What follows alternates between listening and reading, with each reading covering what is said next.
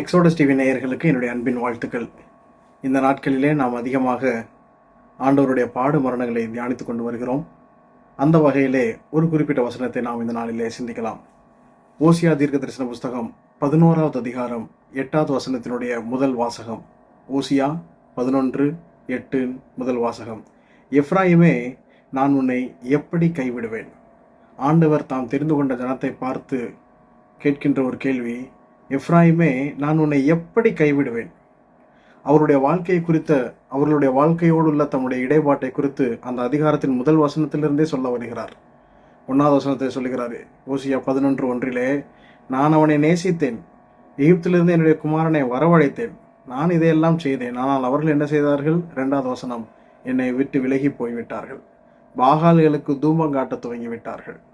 3வது வசனத்தில் சொல்லுகிறார், கைப்பிடித்து நடக்க பழகினேன், ஆனாலும் நான் தங்களை குணமாக்குறவர்கள் என்று அறியாமற் போனார்கள். 4வது வசனத்தில் சொல்லுகிறார், நான் அவர்களை அன்பின் கயிறுகளால் அவர்களை இழுத்தேன், அவர்களுக்கு ஆகாரம் கொடுத்தேன், மனம் திரும்ப மாட்டோம் என்கிறார்கள் என்றெல்லாம் சொல்லிட்டு தான் சொல்லுகிறார், எப்ராயிமே, நான் உன்னை எப்படி கைவிடுவேன்? அந்த எகிப்திலே துவங்கின நாட்கள் முதற்கொண்டு எகிப்திலேயே 10 அற்புதங்களை, அடையாளங்களை காண்பித்து தான் அவர்களை வெளியே கொண்டு வந்தார். அதற்கப்புறமும் பல அற்புத அடையாளங்களை செய்கிறார். ஆனால் அவர்களோ 10 முறை அவரை பரீட்சை பார்த்து விட்டார்கள். ஆண்டவர் அவர்களுக்கு தீர்க்கதரிசிகளை அனுப்பி பார்க்கிறார், நியாயாதிபதிகளை எழுப்பி பார்க்கிறார், எவ்வளவோ முயற்சி செய்து விட்டார். ஆனாலும் அவர்கள் வழி விலகி போய்கொண்டே இருக்கிறார்கள். இன்னும் சொல்ல போனால் முழு மனித சமுதாயத்தைக்கும் ஆண்டவர், அவர்கள் விழுகிறார்கள், கர்த்தர் அவர்களை தேடி தேடி செல்கிறார். அவர் அவர்களை கைவிடுவதற்கான எல்லா வேலைகளையும், எல்லா பாவங்களையும் செய்கிறார்கள். ஆனால் அவரோ அவர்களை விடவே இல்லை. அதனால தான் ஆண்டவர் சொல்லுகிறார், ஆபேலின் இரத்தம் முதல் நீங்கள் யாரை விட்டு வைத்தீர்கள்? தீர்க்கதரிசிகளிலே நீங்கள் யாரை விட்டு வைத்தீர்கள் என்று சொல்லும் பொழுது அவர் சொல்லுகிறதே ஆபேலிலிருந்து தான் சொல்லுகிறார். அங்கிருந்து ஒவ்வொரு சந்தர்ப்பத்திலேயும் கர்த்தர் தம்முடைய தரப்பிலிருந்து இவர்களை இழுத்துக் கொள்வதற்கு என்னெல்லாமோ முயற்சிக்கிறார். ஆனால் இவர்களோ அவரை விட்டு தூரம் போய்கொண்டே இருக்கிறார்கள். ஆனாலும் சொல்லுகிறார், நான் உன்னை எப்படி கைவிடுவேன்? இதை மனதில் வைத்துக் கொள்ளுங்கள். அப்படியே புதிய ஏற்பாட்டுக்கு வாருங்கள். புதிய ஏற்பாட்டுக்கு வரும் பொழுது இயேசு கிறிஸ்து, என் தேவனே, என் தேவனே, ஏன் என்னை கைவிட்டீர் என்று கேட்கிறார். அந்த வசனத்தினுடைய கொஞ்சம் பின்னணியை நீங்கள் பார்த்தால் கொஞ்சம் ஆச்சரியமாக இருக்கும். இயேசு கிறிஸ்து சிலுவையில் அறையப்பட்ட போது 3ஆம் மணி நேரமாக இருந்தது என்று நாம் மார்க்கிலே வாசிக்கிறோம். மார்க்கு சுவிசேஷம் அதனுடைய 15வது அதிகாரத்தின் 25வது வசனத்திலே வாசிக்கும் பொழுது, அவரை சிலுவையில் அறைந்த போது 3ஆம் மணி வேலையாயிருந்தது என்று நாம் வாசிக்கிறோம். 3ஆம் மணி வேலை. அதற்கப்புறமாக நீங்கள் வாசித்தீர்கள் என்று சொன்னால் மார்க் 15:33, 6ஆம் மணி நேரம் முதல் 9ஆம் மணி நேரம் வரைக்கும் பூமி எங்கும் அந்தகாரம் உண்டாயிற்று.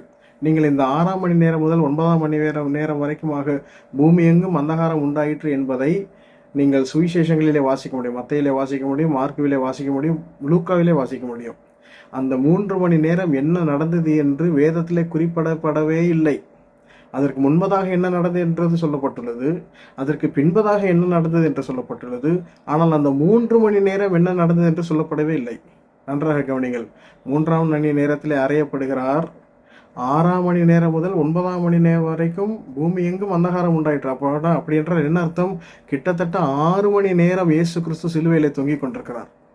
அந்த 6ஆம் மணி நேரம் முதல் 9ஆம் மணி நேரம் வரைக்கும் அந்தகாரம் உண்டாயிற்றே, அதற்கு முன்பதாக என்ன உரையாடல் நடந்தது என்பதை குறித்து நாம் மத்தேயிலே வாசிக்கிறோம். மத்தேயிலே என்ன வாசிக்கிறோம்? 27வது அதிகாரத்திலே எல்லாரும் அவரை நிந்திக்க துவங்குகிறார்கள். 41வது வசனத்திலிருந்து நீங்கள் பார்த்தால், பிரதான ஆசாரியர், வேதபாரகர், மூப்பர் பரியாசம் பண்ணுகிறார்கள். மற்றவர்களை ரட்சித்தான், தன்னை தான் ரட்சித்துக் கொள்ள திராணி இல்லை என்று கேட்கிறார்கள். 43வது வசனம் ரொம்ப முக்கியம்.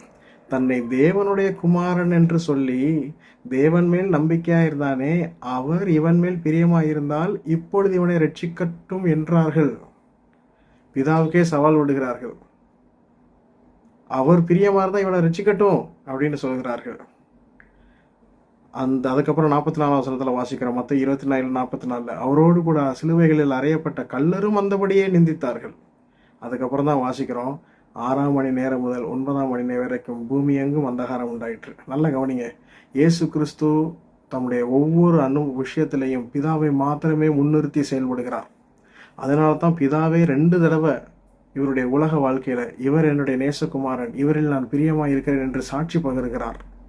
அப்படிப்பட்ட தன்னுடைய சொந்த குமாரன் முழுக்க முழுக்க தம்முடைய விருப்பத்தை நிறைவேற்றினவர், பிதாவின் சித்தத்தை செய்வதே என்னுடைய போஜனம் என்று சொல்லி பிதாவினுடைய சித்தத்தை அல்லாமல் வேறு எதையுமே செய்யாத அந்த குமாரன் இப்பொழுது சிலுவையில் இருந்து கொண்டிருக்கிறார். கூட இருக்கிறவர்கள் எல்லாரும் பரியாசம் பண்ணுகிறார்கள். ஜனங்கள் பரியாசம் பண்ணுகிறார்கள். பிதாவையே இப்பொழுது கேள்வி கேட்கிறார்கள். பிரியமாயிருந்தால் இப்பொழுது ரட்சிக்கட்டுமே என்று சொல்லுகிறார்கள். 3 மணி நேரம் அமைதியாக நேரம் போகிறது. அந்த 3 மணி நேரத்திலே ஜனங்கள் பார்த்து கொண்டிருக்கிறார்கள் என்ன நடக்கப் போகிறது என்று. ஒன்றும் நடக்கவில்லை. மேலே இருந்து எந்த சத்தமும் வரவில்லை. மேலே இருந்து எந்த செயலும் வரவில்லை. மாறாக சிலுவையிலிருந்து ஒரு சத்தம் உரத்த குரலிலே போகிறது. என் தேவனே, என் தேவனே, ஏன் என்னை கைவிட்டீர்? மனிதர்கள் பலமுறை ஆண்டவரை விட்டு தூரம் போகும்போது எப்படி கைவிடுவேன் என்று கதறுகிற ஆண்டவர், தம்முடைய சொந்த பேரான குமாரன், எல்லா விதத்திலும் தம்முடைய சித்தத்தை நிறைவேற்றின தன்னுடைய ஒரே பேரான குமாரன் சிலுவையிலே தொங்கிக் கொண்டிருக்கிறார். மக்கள் பரியாசம் பண்ணுகிறார்கள், கைவிடுகிறார். உங்களுக்காக, எனக்காக. இந்த அன்பை நினைவு கூர்ந்து நாம் தொடர்ந்து ஆண்டவருக்கு உண்மையிலவர்களாக இருப்போம். கிருபை நம்மோடு இருப்பதாக. ஆமேன்.